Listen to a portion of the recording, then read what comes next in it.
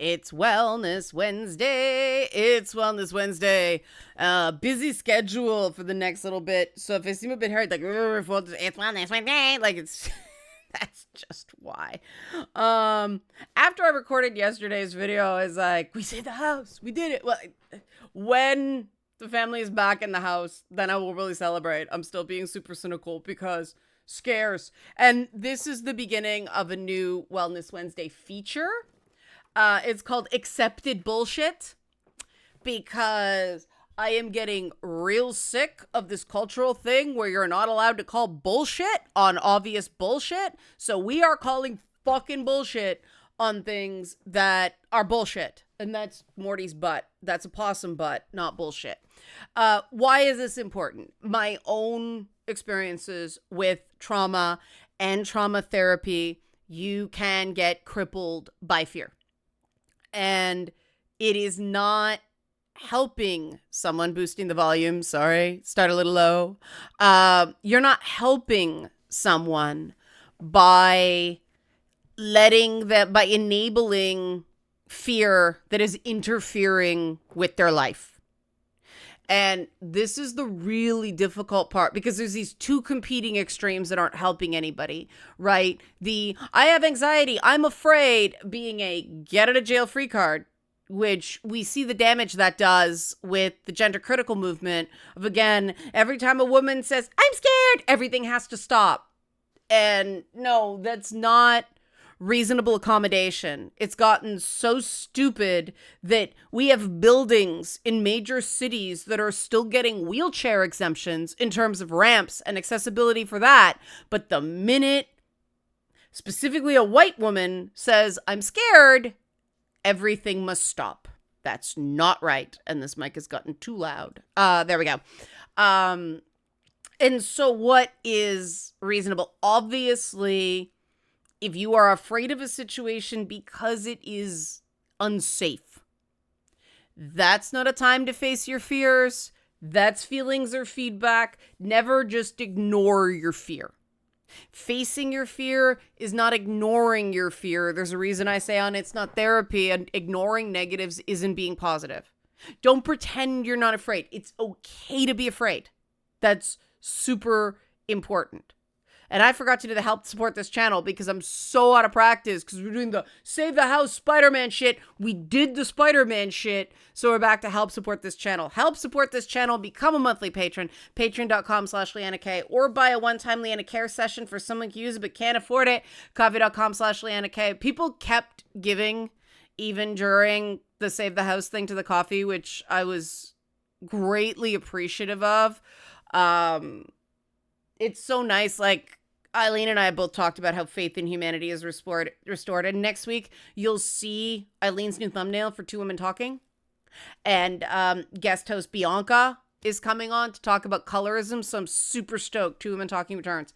So back to fears, when to face them, why I'm afraid is a catch-all for everything. Just, that's okay, is accepted bullshit. And the reason I'm saying it's accepted bullshit is this is a thing that has become socially acceptable to the point that people are manipulating and abusing people's good nature regarding safe spaces, to the point that we're even moving away from the term safe space into supportive spaces. Because safe spaces can enable, supportive spaces will call you on your bullshit. And if you are so afraid of everything that it is interfering with your life, that is not the same as, say, you know, I got mugged in that neighborhood, I ain't going back there, right? Fortunately, like, eventually you'd hope that the neighborhood gets improved so that you don't feel, but that's sort of, hey, bad thing happened there. So don't force people to face fears. Don't trick them or coerce them into facing their fears. The goal, I have done exposure therapy. It sucks and it's very easy to get wrong.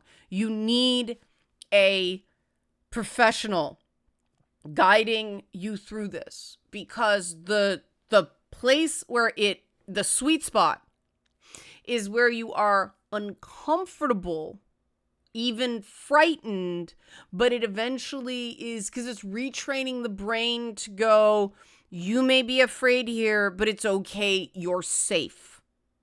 It's when there is a second-hand association. Like for me, it was the smell of beer for the longest time. I smelled beer instant, like gut, before I even realized why I felt suddenly terrified. It was because of something that happened in where I felt the time slows down, extremely helpless. And I eventually, obviously that I intellectually know it wasn't the beer. It was the psycho stalking me that made me afraid there. And so I had to deassociate that smell with bad thing gonna happen, right? And so it was gradually exposing myself to that smell and nothing happened. So if you push someone by surprising them or forcing something they have a phobia about on them, you re-traumatize them. That does not help. That is also bullshit. That in some quarters, deliberately triggering someone is also accepted bullshit in those quarters. So the extremes are more accepted than what actually works. And too many people now, especially people, I'd say 30 and under, but I know people in their early 30s who are still like this. The minute something is scary, they run away. And so they can't build anything.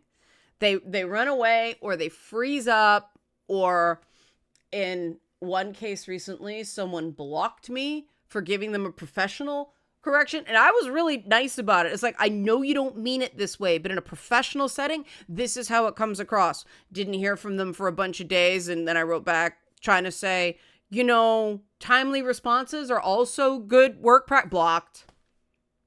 That's interfering with your life. That's not healthy. You're not gonna get good places if you're that terrified by stuff that is helping you. It doesn't necessarily feel good to recognize that, something came across bad that you didn't mean to be bad. But God, compared to the way I learned, and that doesn't mean I wish the way I learned this shit on anybody. That's why I continue to mentor people, even though it's an exercise in heartbreak. But yeah, it's gotta be bits, right? A little bit, until you realize, yeah, this isn't gonna hurt. It's wading into the water, not jumping in with both feet. But you do have to face fears sometimes. If you cannot communicate no or stop because you're afraid, every single person, there's a lot of women walking around that they think if they say no to a man, the man's going to beat the shit out of them. And that is the minority of men. Like, what have we done? Because girls are terrified of men because, they think that men will just instantly turn abusive the minute you say no. Like, okay, he may call you a bitch, but okay, goodbye. You were right to stop, right? Like, say no, learn no. I learned the word no when I was 28 years old. And overnight, I became a bitch to most people. But you know what? That was the beginning of me being less and less taken advantage of. As Eileen says, 10% less bullshit this year. People being upset with you. If you think, if people being upset with you registers as a threat, registers as a danger to you, sit with why. If you are around some dangerous people environment got to change. If you reasonably look around and go, okay, there's no real reason why I am afraid of this person telling me no. It might be time to get some help, to get some support on it, because just because the world lets you get away with this accepted bullshit doesn't mean it's not bullshit, and it doesn't mean that it's you're getting less than you deserve because you're wallowing in bullshit instead of facing it and getting better for yourself. Similarly, there are a lot of guys who are lonely and terrified because they're afraid of getting falsely accused. And again, the number of women who do that is extremely small compared to the number of women who don't. And if you've had more than one in your day, that's horrific luck. But statistically, we know that the minority of men are violent. The minority of women are false accusers, right? And it's two sides of the same coin there, right? There's a huge amount of victim blaming inherent in thinking, because why, I know when I looked at it, why am I so afraid of this going forward? Well, it's because if I do get taken advantage of, it's my fault. You guys may have noticed that I get taken advantage of a lot because I take risks, but I don't blame I learn. It's like, okay, we're not doing that again. We're being more careful going forward. Am I going to get into a major project where I have to rely on other people? Well, I did get involved with another sort of major project that involved other people, and it's already kind of falling apart. So lesson learned the hard way. But that one wasn't anywhere nearly as far along when I realized, okay, warning signs, which that's learning, right? Bad experiences teach you to learn the warning signs sooner so that the bad experience is less bad. That's how it works. You can only learn that way if you gradually face the things that are freaking you out. And again, you want to be in the sweet spot of decidedly uncomfortable, but not terrified to the point that you're having really obvious physical symptoms like cold sweats or your heart pounding, or you want to stop before you hit that adrenaline response. Because that adrenaline response, your body's going to remember that, right? So little bits. One of the tactics that people suggest is something called a fear ladder. So you take on less scary things first and go, okay, that went okay. I did that. And you build achievement. And achievement builds self-confidence, right? It's like, I can do it. I can face scary things. And then you do a little more and a little more. If you start at the scariest motherfucker in your existence, it's probably not going to go super well. You know, the starting small, building achievements, convincing yourself you can do it before moving on, that's the way to go. And little bits, right? Little bits. I had to actually, it's one of the most humiliating moments of my life, but the trauma counselor was like, go out and talk to people, which when I do this now, I don't start there because it was too big. It took me months to not, it's weird. Thinking about that is making me feel a tightness. Like, right. It was too big. It was re-traumatizing. I did it, but I wouldn't recommend this for other people. What I do instead is I say, go out and be around people, right?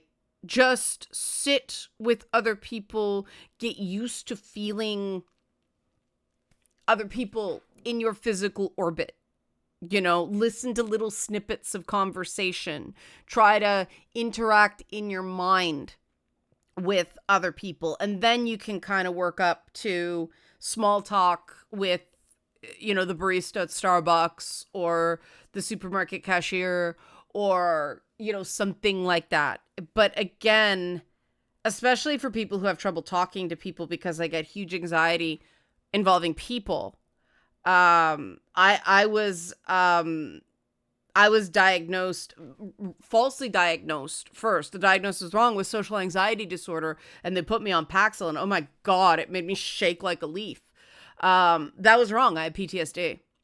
And it was so weird, right? That they went through, like 2 or 3 things, like, generalize all these anxiety conditions, and it's like, no, it was specific trauma triggers. It was trauma.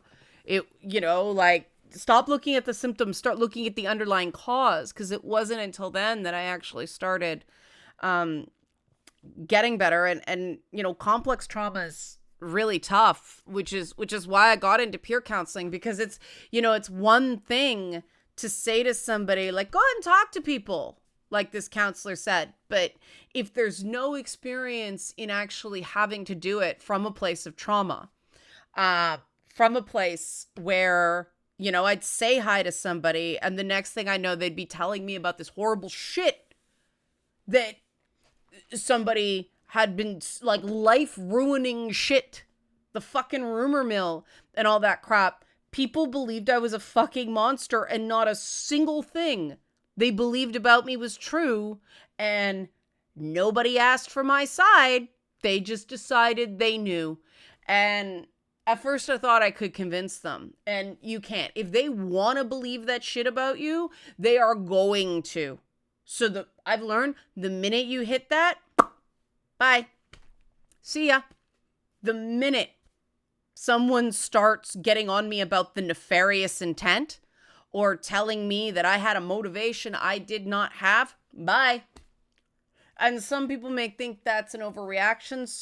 Someone may think that's, too rigid a boundary.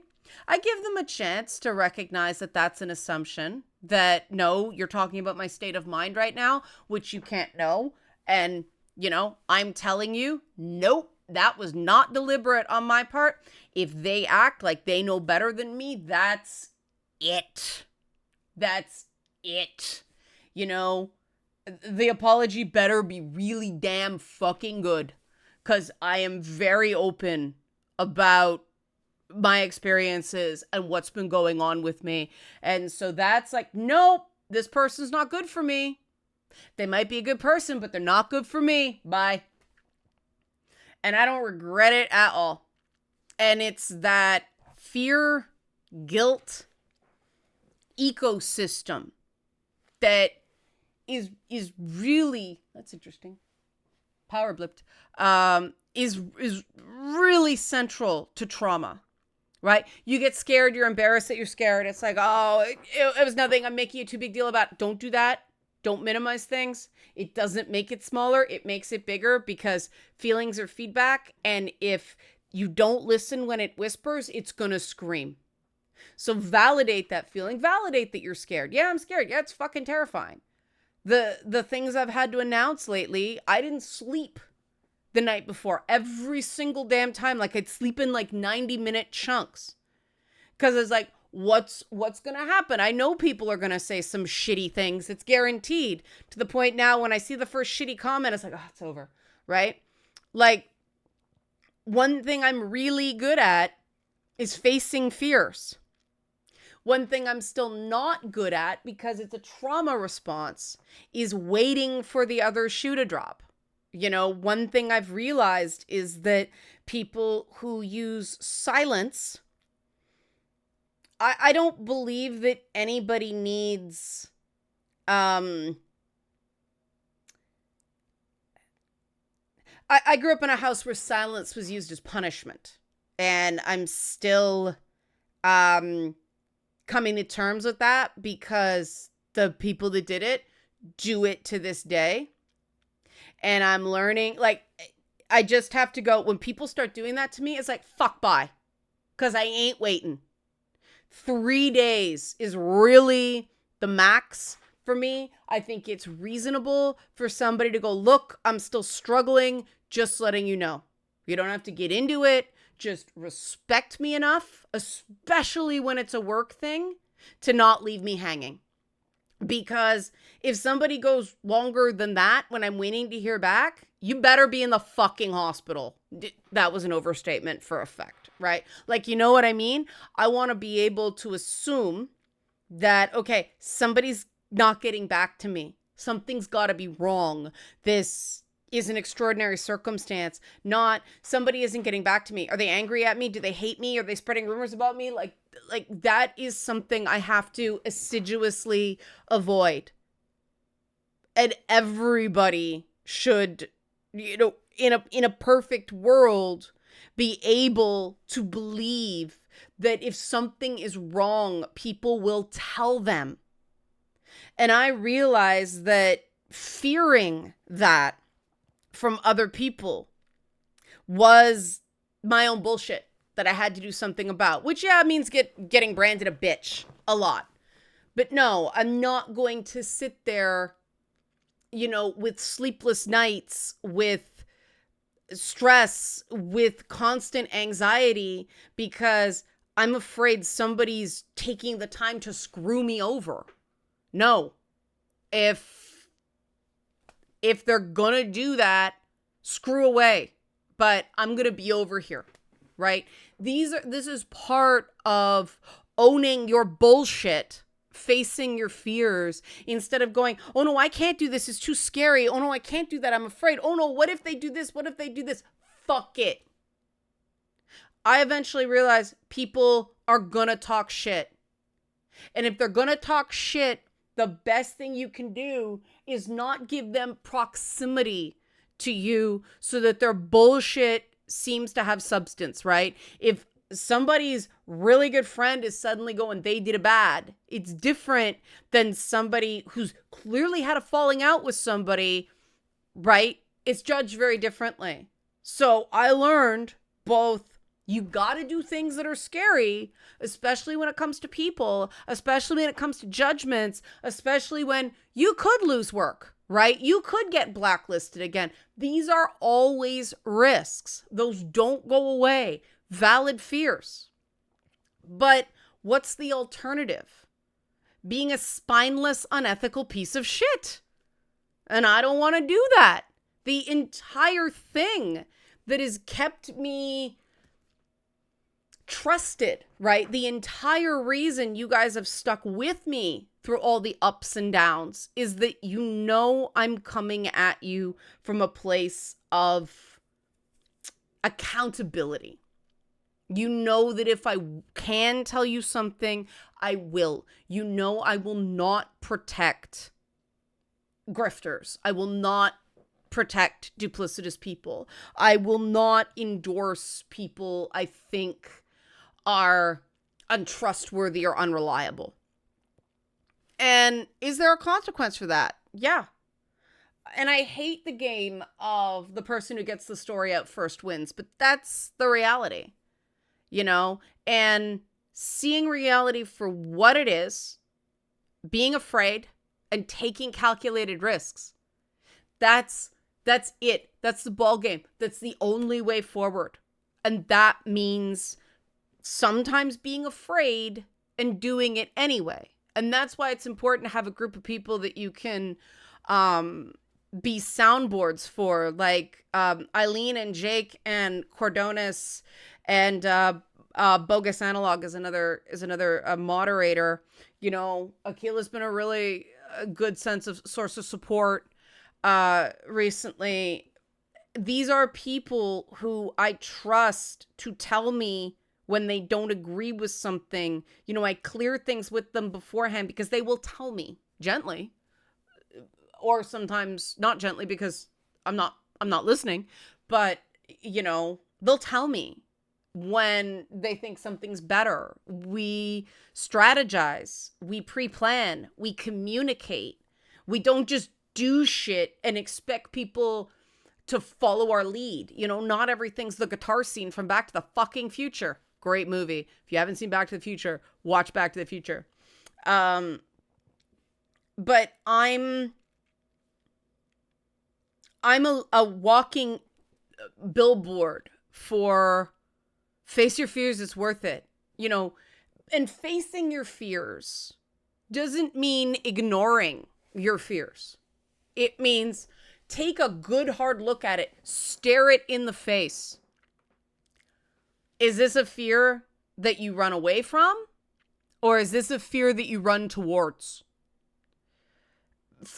Being frozen in place isn't an option. Either you gotta walk away from the situation because that's boundaries. For years I thought I had good boundaries because I had better boundaries than everybody around me. My boundaries were still shit because I had no idea how bad the whole environment was, right? And when you start getting healthy boundaries, those people reject you. And those people talk shit about you.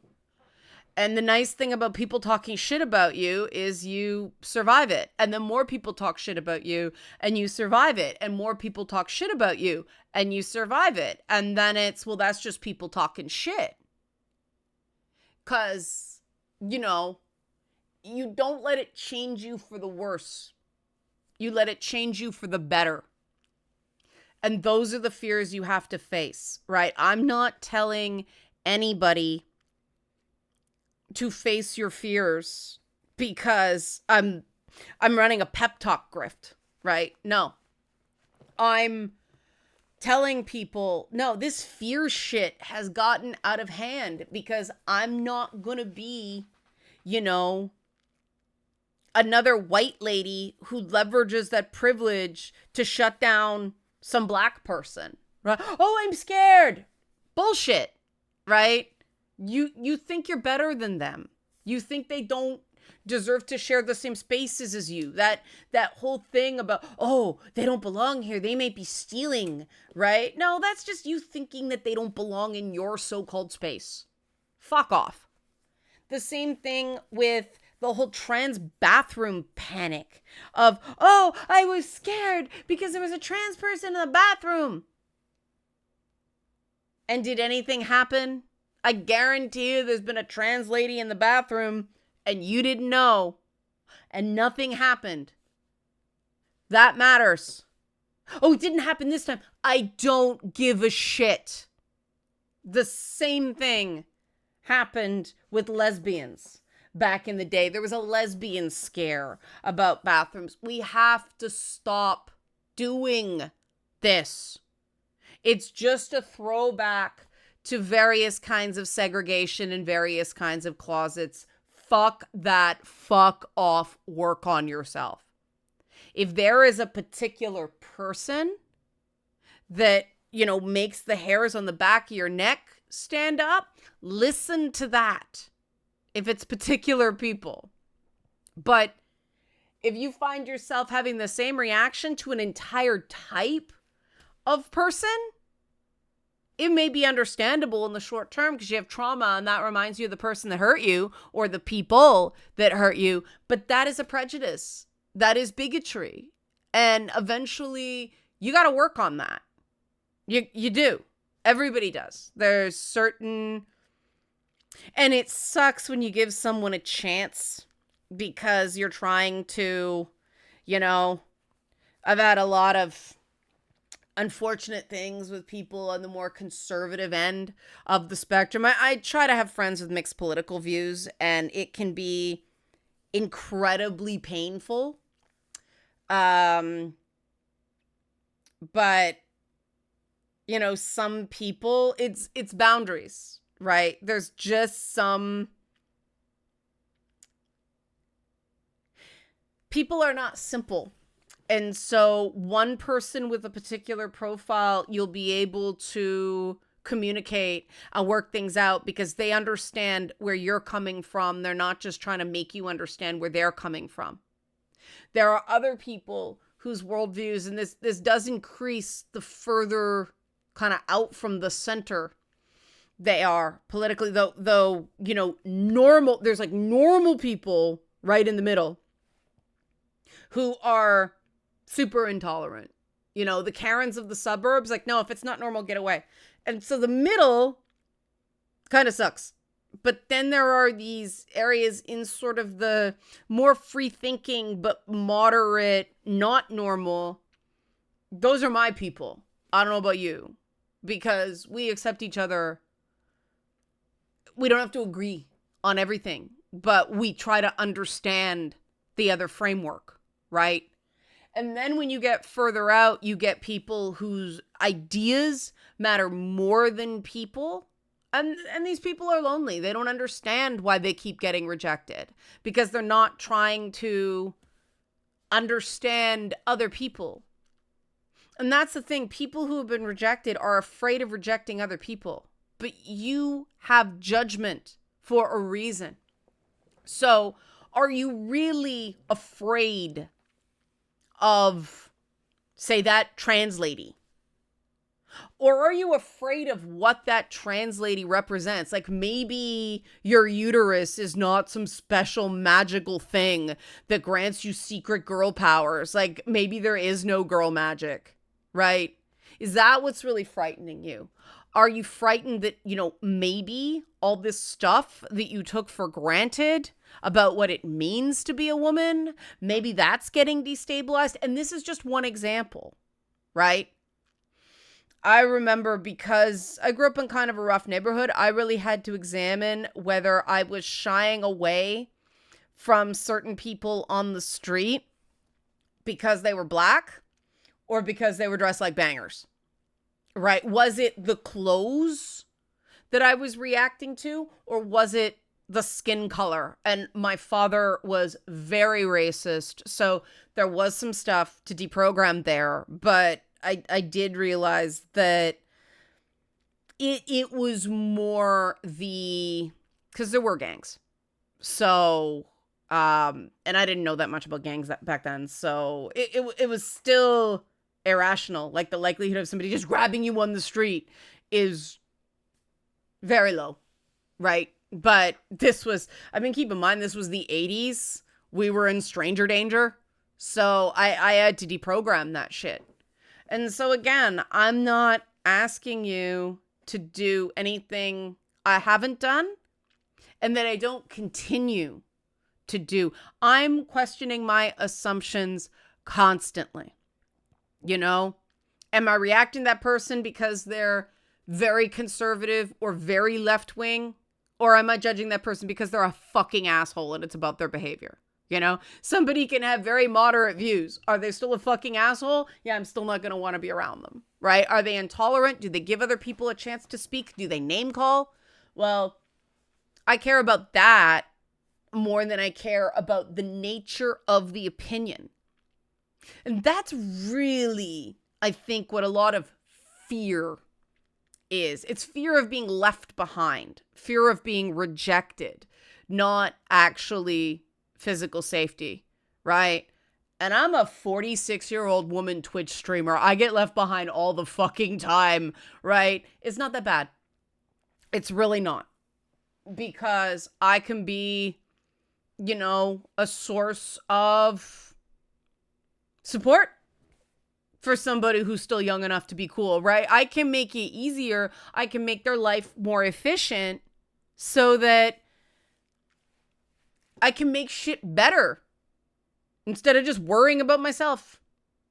So I hope you liked this first installment of Accepted Bullshit. If you'd like to nominate something for an Accepted Bullshit video, leave a comment. I'm curious what other people think. I know there are a lot of people that have talked about sort of trends about masculinity and all that stuff. So yeah, nominate your Accepted Bullshit, which means things that are accepted by society so people get away with them, but they're bullshit. Help support this channel. Become a monthly patron. Patreon.com/LeannaK. Or buy a one-time Leanna Care session for someone who can use it but can't afford it. Coffee.com/LeannaK. I am not Rusty. Thanks for watching and be well. We saved the house, Spider-Man shit.